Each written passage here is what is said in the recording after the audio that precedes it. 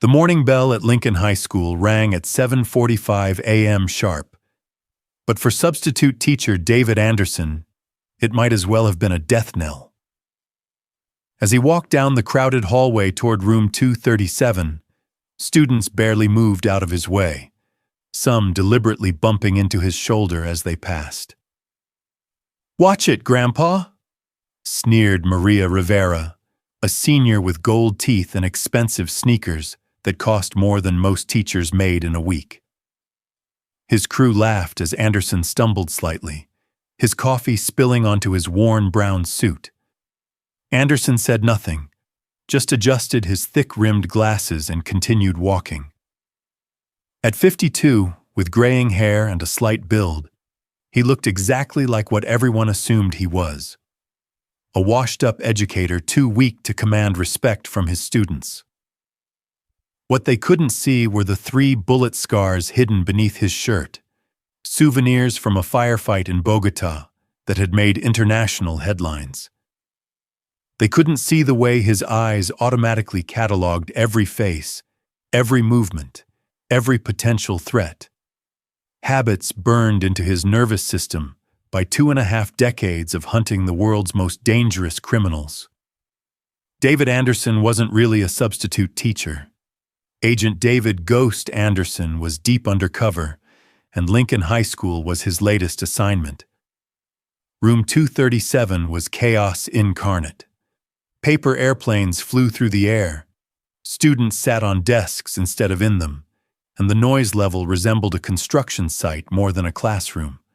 Anderson set his briefcase down on the teacher's desk and surveyed the scene with the same methodical approach he'd once used to assess cartel safe houses. "All right, everyone, please take your seats," Anderson said quietly. The response was immediate and brutal. Laughter erupted from every corner of the room. "Make us!" shouted Jessica Chen, a junior with purple hair and enough facial piercings to set off a metal detector. "You can't even make us listen to you." More laughter. Anderson felt a familiar stirring in his chest, the same cold anger that had once made him legendary among DEA operatives. But Agent Anderson was buried deep.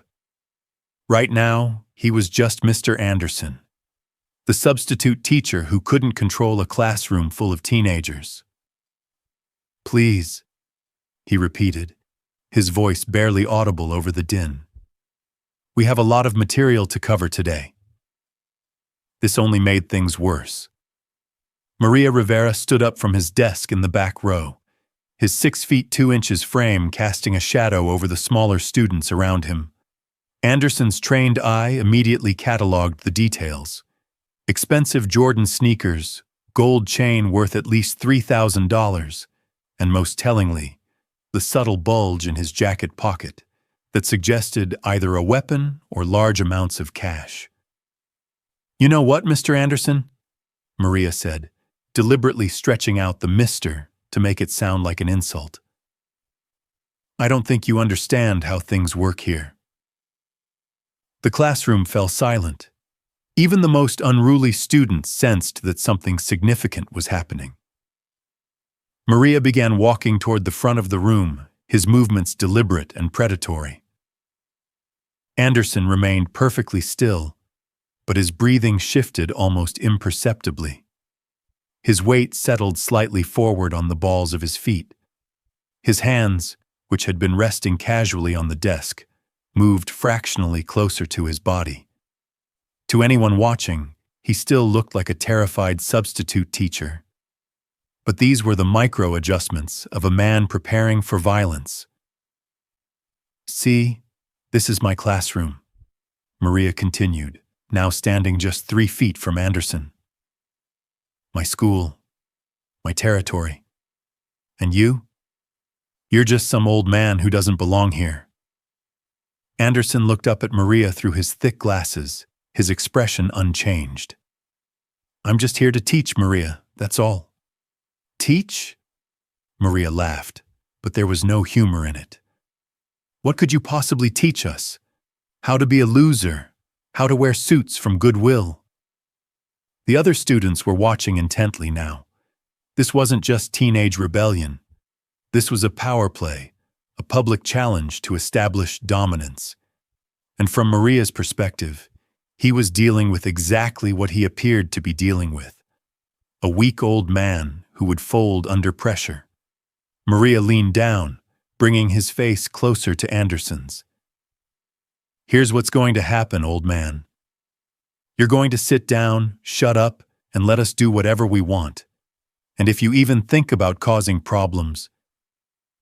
That's when Anderson smelled it. The distinctive, acrid scent that clung to Maria's clothes wasn't just marijuana. It was the chemical residue of methamphetamine production, a smell Anderson knew better than his own cologne. His nostrils flared slightly as he processed the information. Maria Rivera wasn't just a problem student. He was a dealer. And if he was carrying the scent of meth production, that meant Lincoln High School wasn't just dealing with teenage drug use. It was dealing with a distribution network. "Mr. Rivera," Anderson said quietly, "perhaps you should return to your seat." Maria's eyes flashed with anger. "Did you just..." "Yes," Anderson interrupted, his voice still quiet but carrying a new undertone that made several students shift uncomfortably. "I did." For just a moment, Maria hesitated. Something in Anderson's tone had triggered an instinctive warning, the kind of primal recognition that predators feel when they encounter something more dangerous than themselves. But teenage bravado overrode survival instinct. "You're going to regret that," Maria said, reaching into his jacket pocket. Anderson's reaction was so fast that most students missed it entirely. His left hand shot up, clamping down on Maria's wrist with crushing force before the teenager could complete his movement. His right hand remained on the desk, but his entire posture had shifted into something that would have been instantly recognizable to anyone with military or law enforcement training. "Maria," Anderson said, his voice now carrying unmistakable authority, "I strongly recommend that you sit down." The pain in Maria's wrist was immediate and shocking. Anderson's grip felt like a steel vise, and the angle of pressure suggested someone with extensive training in hand-to-hand combat. For the first time in months, Maria Rivera felt genuinely threatened.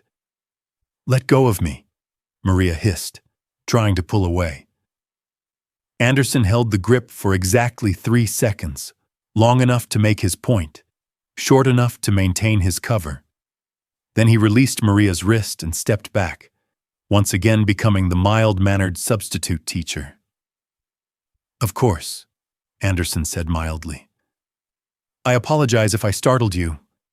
Now shall we begin today's lesson?" Maria rubbed his wrist, staring at Anderson with a mixture of confusion and newfound wariness. The classroom was dead silent. Something had just happened that none of them fully understood, but everyone had felt the shift in power dynamics. "Yeah," Maria said finally, backing toward his seat. "Whatever." As the student settled into an uneasy quiet, Anderson opened his lesson plan and began teaching. But his mind was already racing ahead, processing everything he'd observed in the past 10 minutes. Maria Rivera was dealing drugs at Lincoln High School. The chemical residue suggested involvement with methamphetamine, which meant organized distribution rather than casual marijuana sales. The expensive accessories indicated significant profits, which meant a substantial operation. And Agent David Anderson had just found his real assignment. Over the next 2 weeks, Anderson established a pattern that would have been invisible to anyone without his training. Every morning, he arrived at school 30 minutes early, ostensibly to prepare lessons but actually to observe student arrival patterns. Every lunch period, he volunteered for hallway monitoring duty. Every afternoon, he stayed late to grade papers while watching after-school activities through his classroom window. To the students and faculty, He was just an overly dedicated substitute teacher, possibly lonely, definitely boring, but harmless. To Agent Anderson, Lincoln High School was revealing itself to be a sophisticated drug distribution hub that would have impressed cartel operatives in Colombia. The operation was more extensive than he'd initially suspected. Maria Rivera was just the most visible element of a network that included at least 8 students across 3 grade levels. They had established territories within the school, with different dealers handling different substances and different customer bases. The freshman dealer, a small girl named Amy Chen, no relation to Jessica, specialized in marijuana and prescription pills stolen from parents' medicine cabinets. She operated primarily out of the art building, where teacher supervision was minimal and students could claim to be working on projects during lunch. Junior class distribution was handled by twins Jake and Jordan Williams, who had turned their matching appearance into an asset. They could provide alibis for each other and confuse witnesses about which brother had actually made specific sales. They focused on cocaine and MDMA, catering to students with more disposable income. But Maria Rivera was the crown jewel of the operation. He handled methamphetamine, heroin, and anything else that required serious connections with adult suppliers. His territory covered the main academic building, and his reputation for violence kept potential competitors away. What worried Anderson most was the sophistication of their security measures. They used coded language in text messages, varied their meeting locations, and had developed signals to warn each other about approaching teachers or administrators. This wasn't the work of amateur teenage dealers. Someone with real experience was training them. Anderson needed to identify that someone. His opportunity came during his 3rd week at Lincoln High. While monitoring the hallway during lunch, he noticed Maria having an intense, whispered conversation with a man in his 30s who didn't belong on campus. The stranger wore expensive clothes, carried himself with the confidence of someone accustomed to authority, and most tellingly, Maria's entire demeanor changed in his presence, from arrogant teenager to deferential subordinate. Anderson memorized every detail. Height approximately 5 feet 10 inches, weight around 180 pounds, brown hair styled with expensive product, visible tattoo on his left wrist that looked like gang markings, and a slight limp that suggested an old injury to his right leg.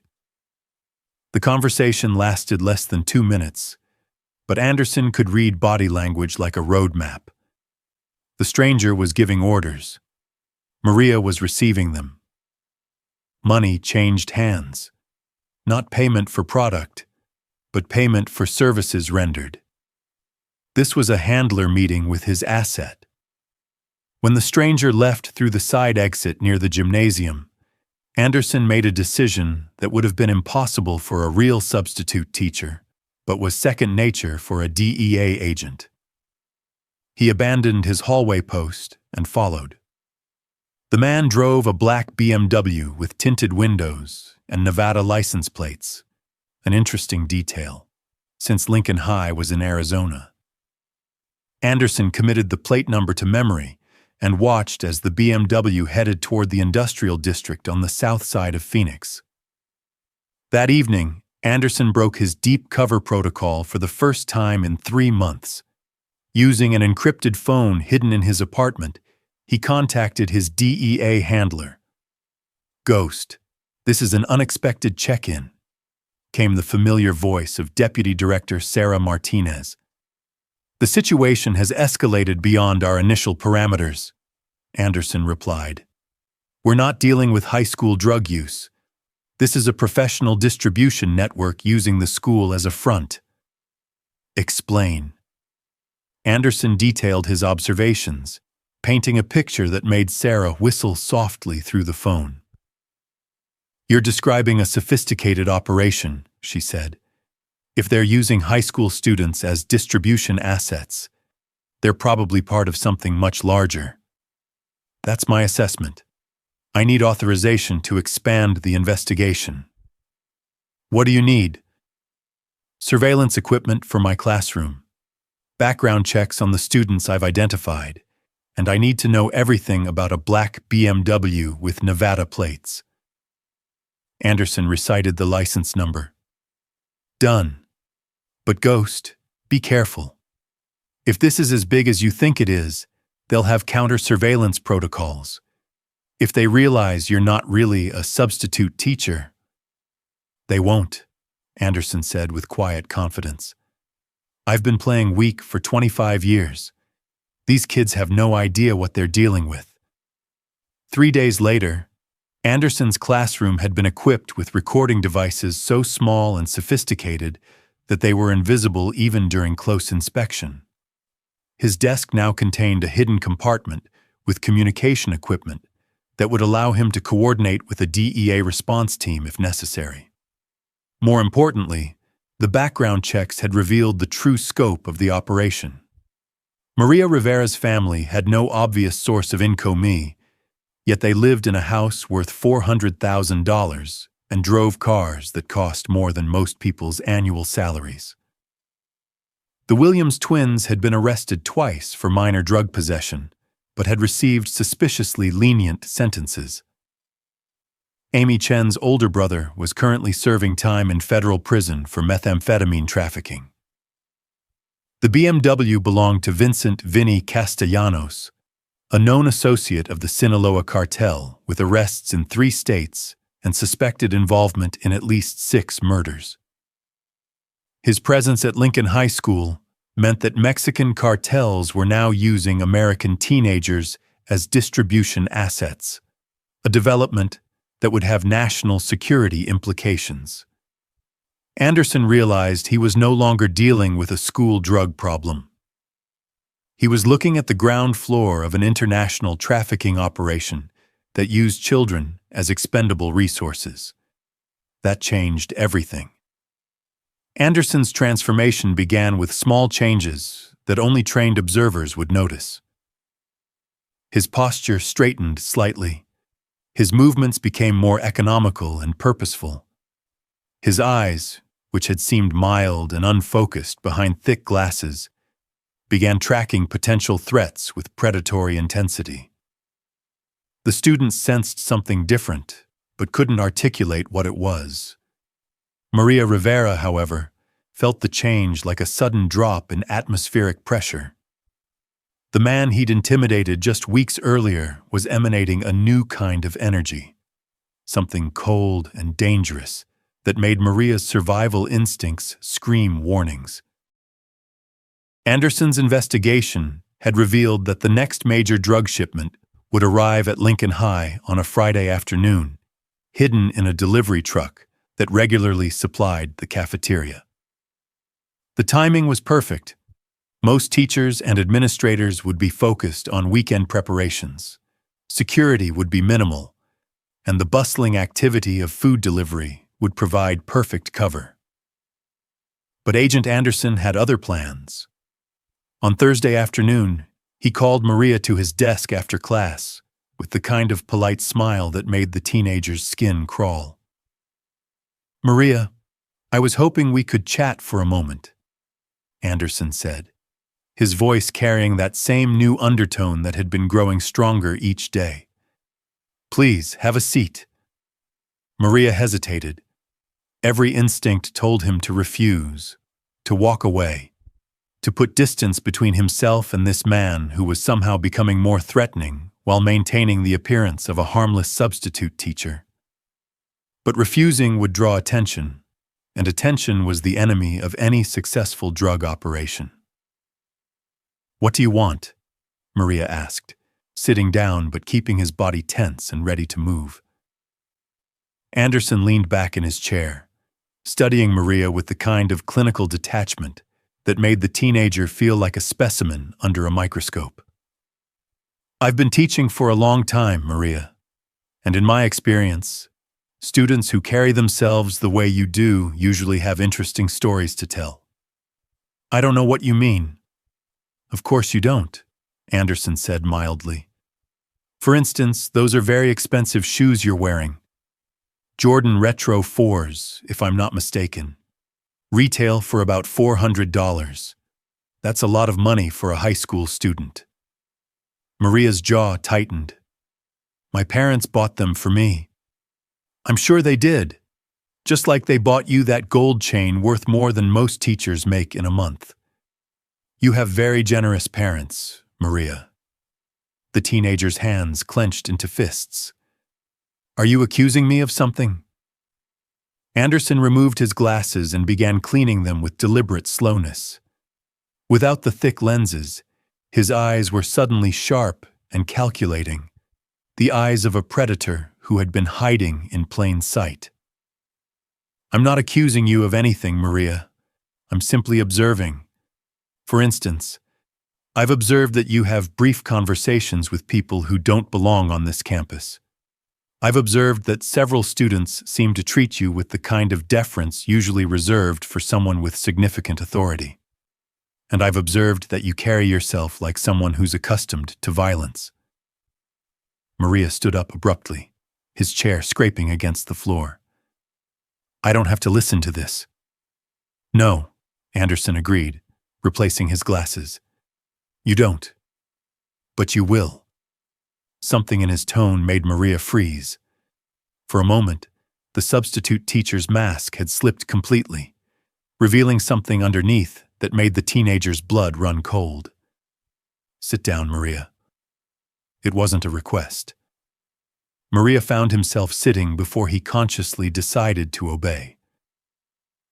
Here's what's going to happen, Anderson continued, his voice now carrying unmistakable authority.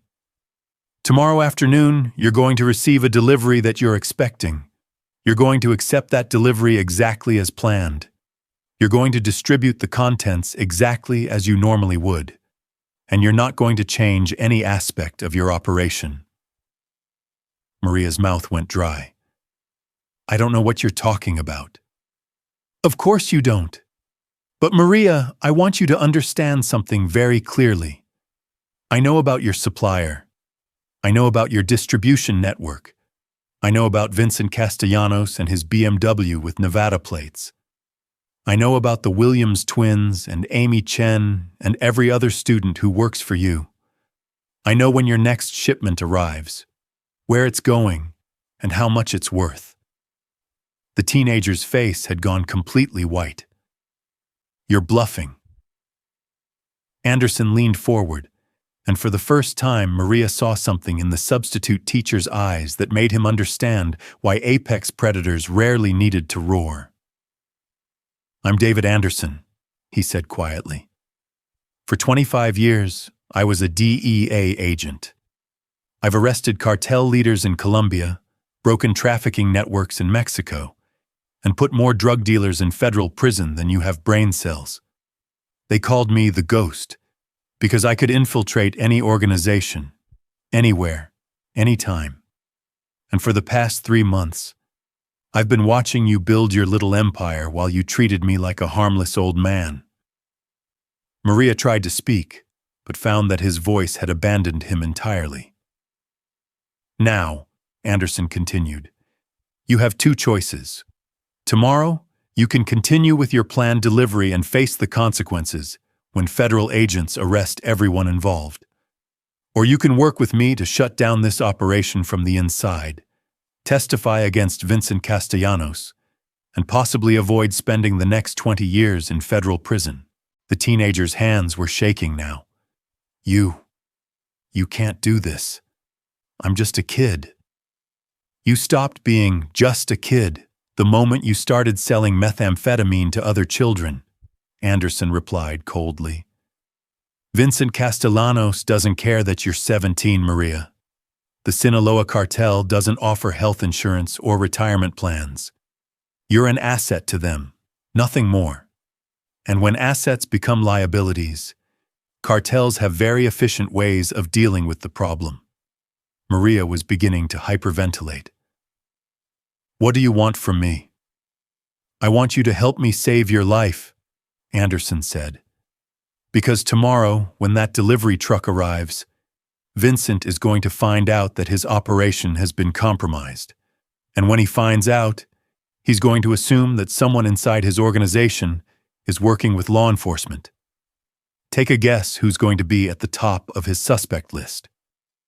The full implications of his situation began to dawn on Maria. He wasn't just facing arrest. He was caught between federal agents and Mexican cartel killers, both of whom would consider him expendable. "What happens if I help you?"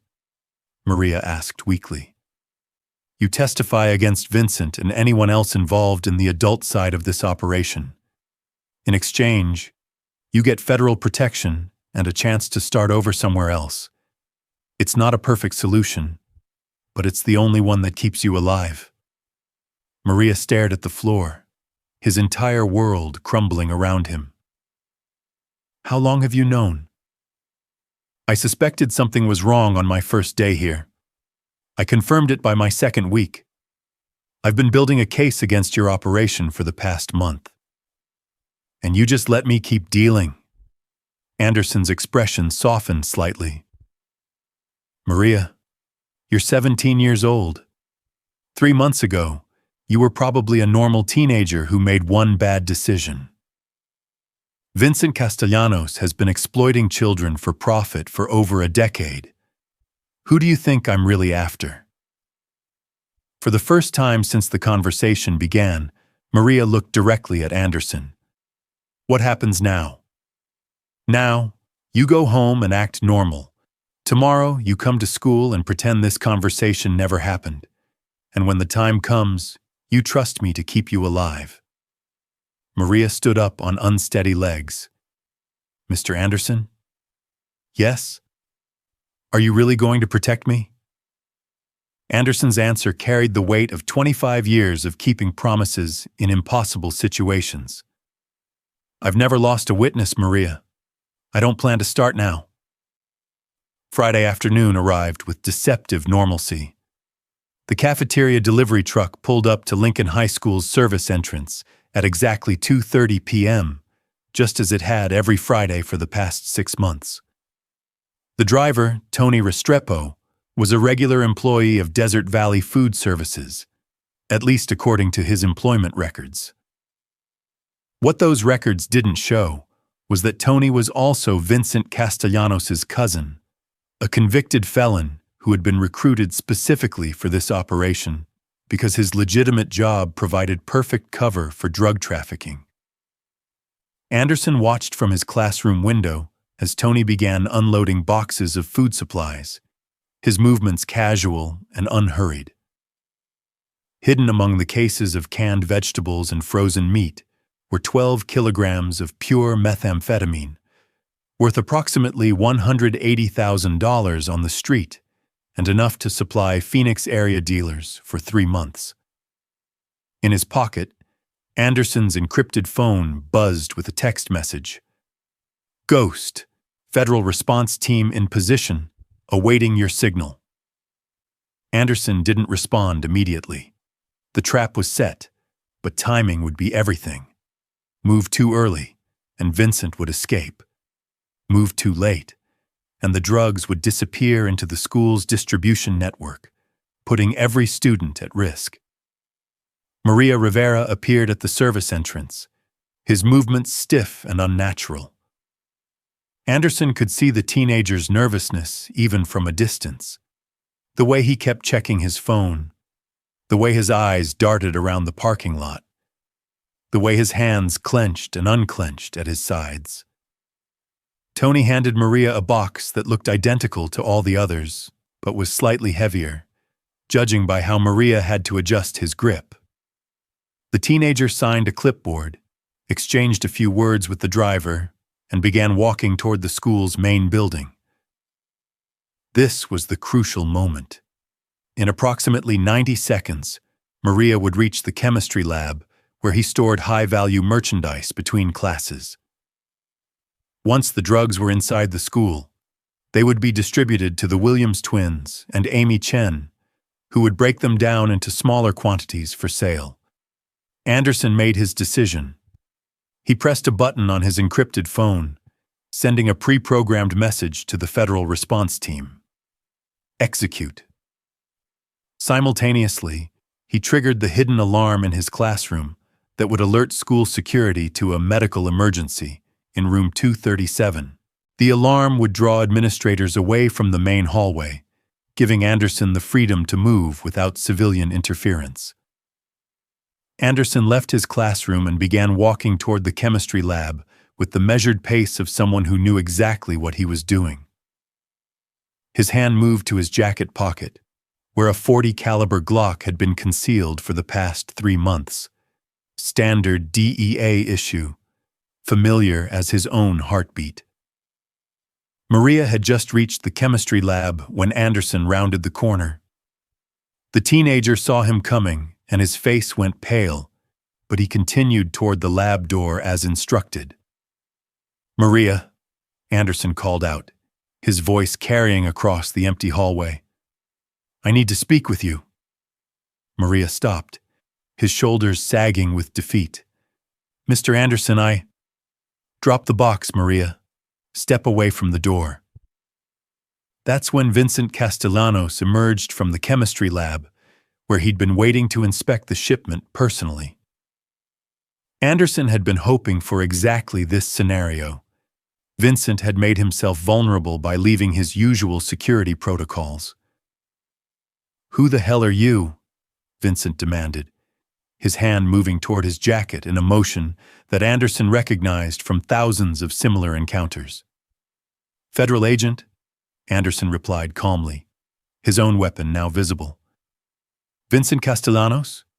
You're under arrest for conspiracy to distribute controlled substances, use of minors in drug trafficking operations, and about 6 other federal charges that I'll read to you later." Vincent's eyes went wide with shock and fury. "You're a fucking teacher!" "No, I'm not." That's when everything went sideways. Vincent pulled a .45 caliber pistol from his jacket and aimed it directly at Maria. "If I'm going down, this little shit is coming with me." Anderson's response was instantaneous and brutal. 25 years of tactical training compressed into a single moment of lethal precision. He stepped left, drew his weapon, and fired twice. Center mass, exactly as he'd been trained to do since his rookie year. Vincent Castellanos dropped to the floor without firing a shot. Maria stood frozen, still holding the box of methamphetamine, staring at the man who had just saved his life. "Are you hurt?" Anderson asked, his weapon still drawn but no longer aimed. Maria shook his head mutely.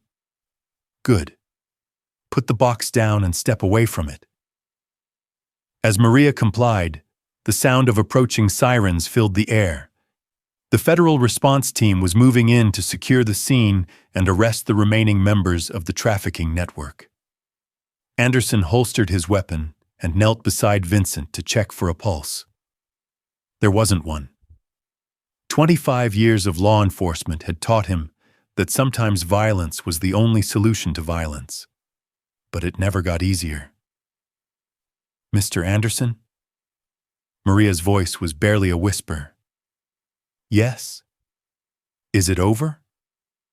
Anderson looked at the 17-year-old who had been caught between 2 impossible worlds: childhood and organized crime, exploitation and survival, fear and federal protection. "For you, yes. It's over." The Lincoln High School cafeteria had been transformed into a federal command center.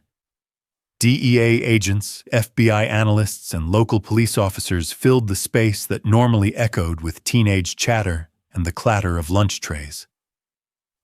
In the space of 2 hours, what had been a routine Friday afternoon had become the largest drug bust in Arizona educational history. Anderson sat at a table near the windows, completing paperwork that would turn his 3 months of observations into federal evidence. His brown suit was rumpled, his tie was askew, and there was a small bloodstain on his shirt sleeve. But his hands were steady as he wrote. Maria Rivera sat across from him, no longer the arrogant teenager who had terrorized substitute teachers. The gold chain was gone, confiscated as evidence. The expensive sneakers had been replaced with standard-issue canvas shoes from the school's lost and found. But for the first time since Anderson had known him, Maria looked his age, 17 years old and scared. "What happens to me now?" Maria asked. Anderson looked up from his paperwork.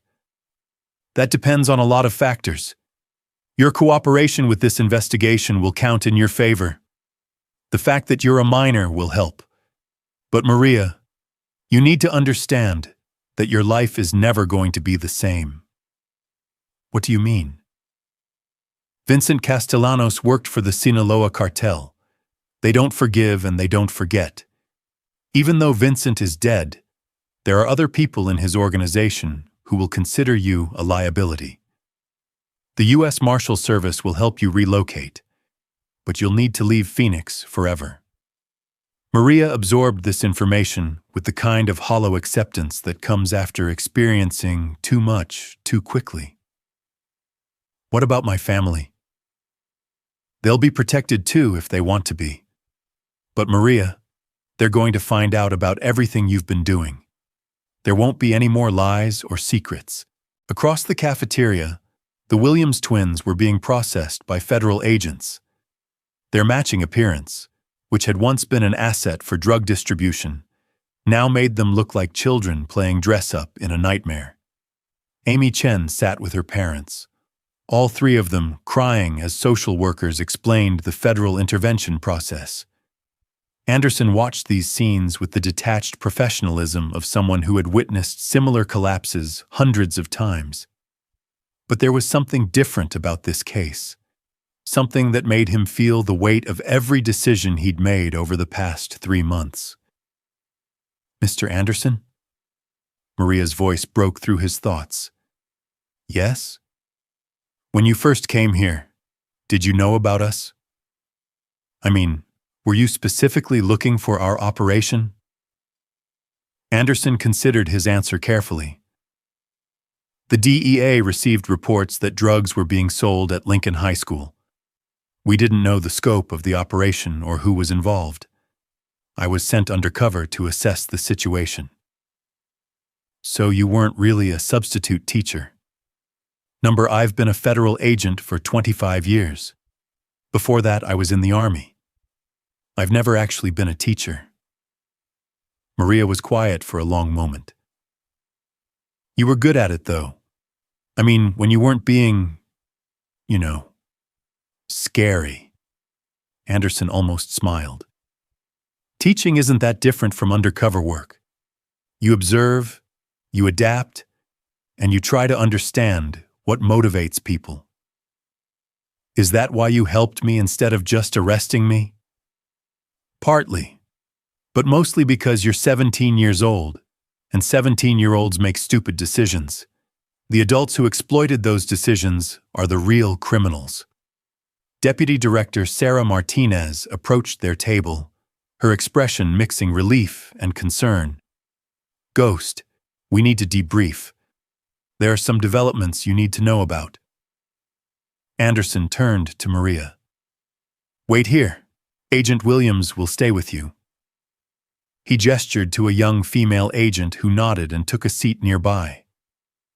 Sarah led Anderson to a quiet corner of the cafeteria where they could speak privately. "The black BMW led us to a warehouse in Tempe," she said without preamble. "We found enough methamphetamine to supply the entire Southwest for 6 months. Street value approximately $12 million. Anderson whistled softly. "Bigger than we thought. Much bigger."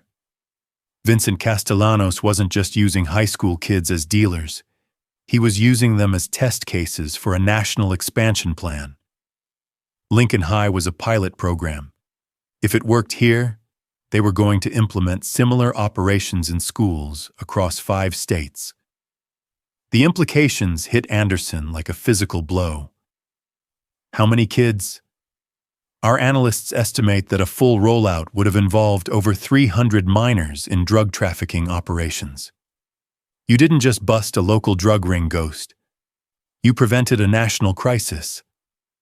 Anderson looked across the cafeteria at Maria, who was staring out the window with the 1,000-yard stare of someone processing trauma. What's the federal response going to be? Full prosecution for all adult participants. The minors will be handled through juvenile justice system with federal oversight. And Ghost? The director wants to see you in Washington next week. There's talk of a commendation. Anderson shook his head. I don't want a commendation. I want these kids to have a chance at normal lives. They will. The Witness Protection Program has resources specifically for situations like this. Maria and the others will get new identities, federal protection, and educational support. It's not perfect, but it's a hell of a lot better than where they were headed. As if summoned by their conversation, Maria appeared at Anderson's elbow. Agent Williams followed, looking apologetic. Sorry, sir. He said he had something important to tell you. Maria looked directly at Anderson, his young face serious beyond his years. I wanted to thank you.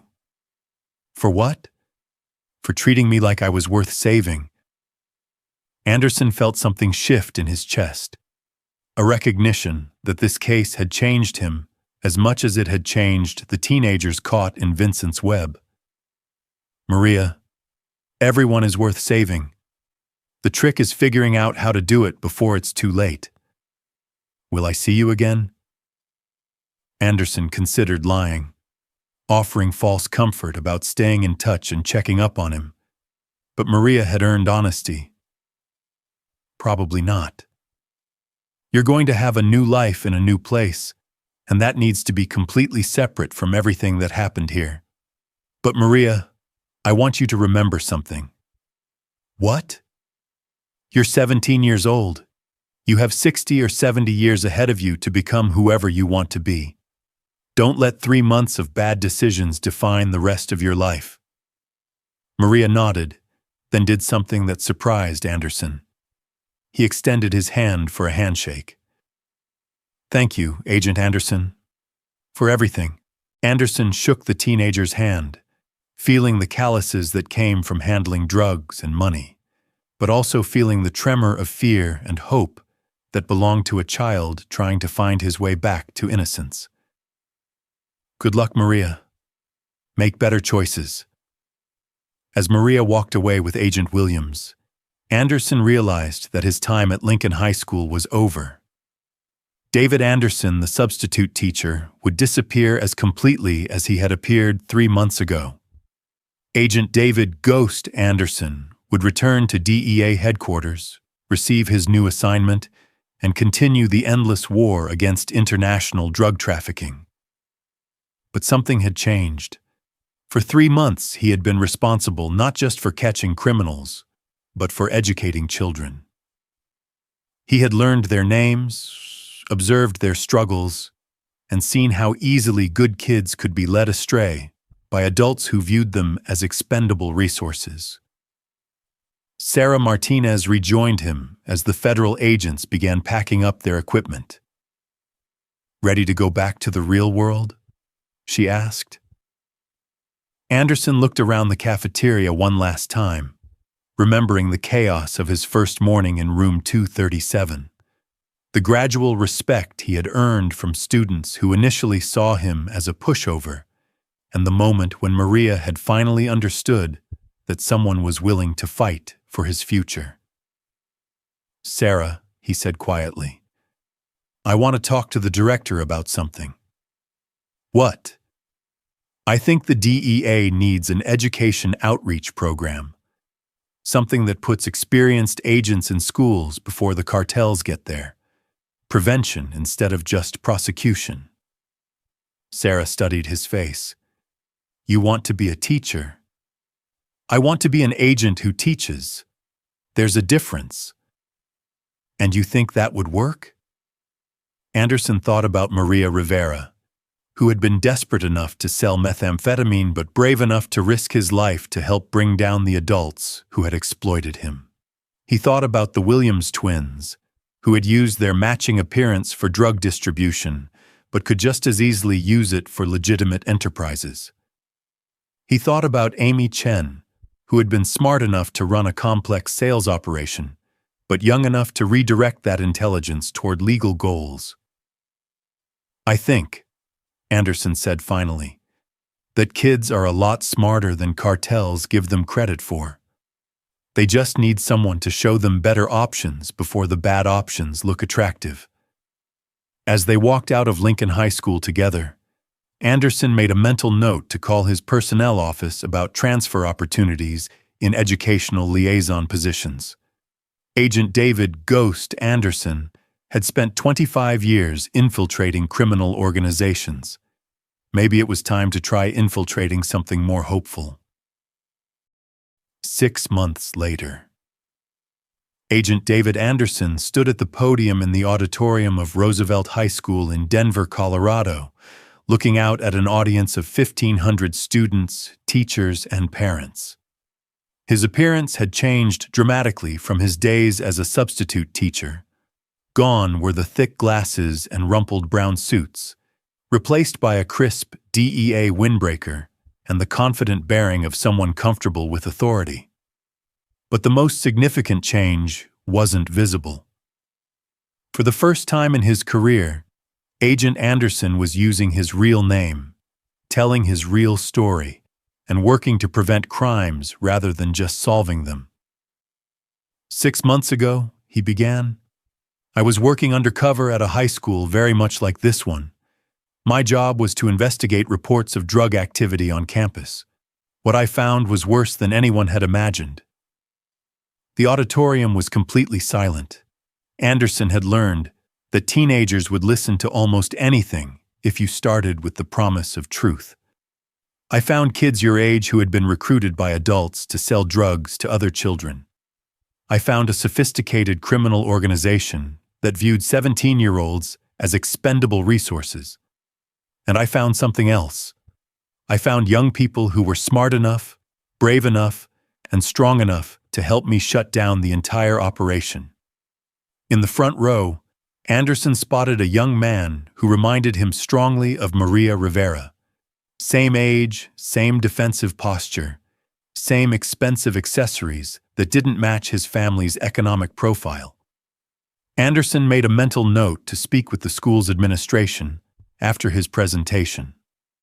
"The teenager who helped me most was facing 20 years in federal prison for his involvement in drug trafficking.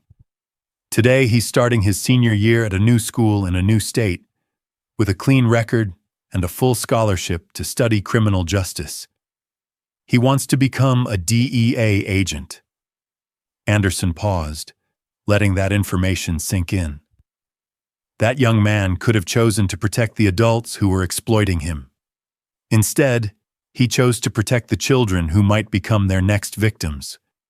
He chose to be part of the solution instead of part of the problem. A hand shot up in the middle of the auditorium. Anderson nodded to the student. "Agent Anderson, how do we know when adults are trying to manipulate us?" "Excellent question. Adults who want to exploit you will always start by making you feel special, chosen, more mature than your peers. They'll offer you things that seem too good to be true. Easy money, expensive gifts, adult privileges, and they'll always ask you to keep secrets from the people who actually care about your welfare." More hands went up. For the next hour, Anderson fielded questions about drug trafficking, criminal recruitment tactics, and federal law enforcement procedures. But the questions that interested him most were the personal ones. Students asking how to help friends who might be in trouble, how to resist peer pressure, how to make better choices when all the options seemed bad. After the presentation, Anderson was approached by Roosevelt High's principal, Dr. Elena Rodriguez. "Agent Anderson, that was remarkable. I've never seen our students that engaged with a guest speaker. They're good kids, Anderson replied. They just need accurate information to make good decisions.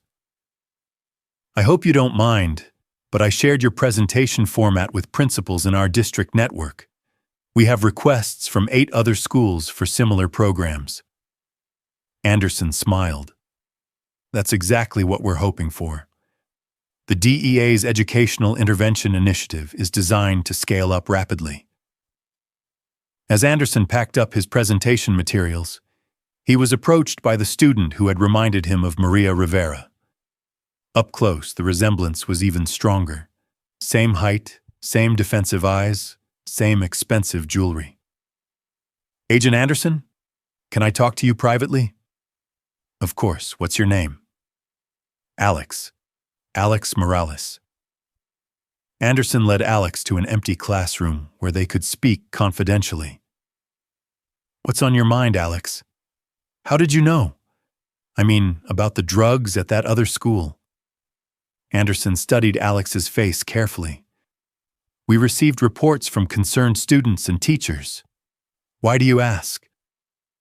Alex was quiet for a long moment, clearly wrestling with a difficult decision.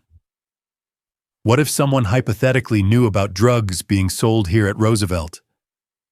Hypothetically, that someone would be doing their classmates a huge favor by sharing that information with school administration or law enforcement. Even if that someone might be involved? Anderson felt the familiar stirring of investigative instincts, but this time it was tempered by something he'd learned at Lincoln High. Sometimes the best way to catch criminals was to save their victims first. Alex, would you like me to tell you about Maria Rivera? For the next 30 minutes, Anderson told Alex about the 17-year-old who had been brave enough to choose a different path, smart enough to recognize when adults were exploiting him, and strong enough to help save other kids from making his mistakes. When he finished, Alex was staring at the floor.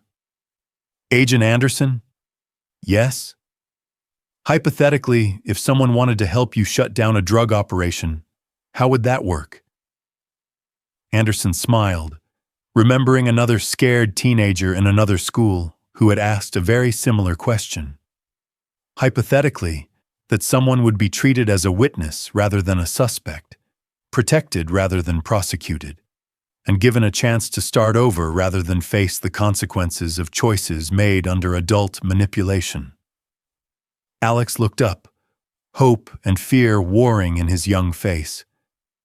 When can we start? Agent David Anderson opened his notebook and began writing, already planning his next undercover assignment. But this time, he wouldn't be going in blind. This time, he'd have an ally from the inside, a 17-year-old who had chosen to be part of the solution.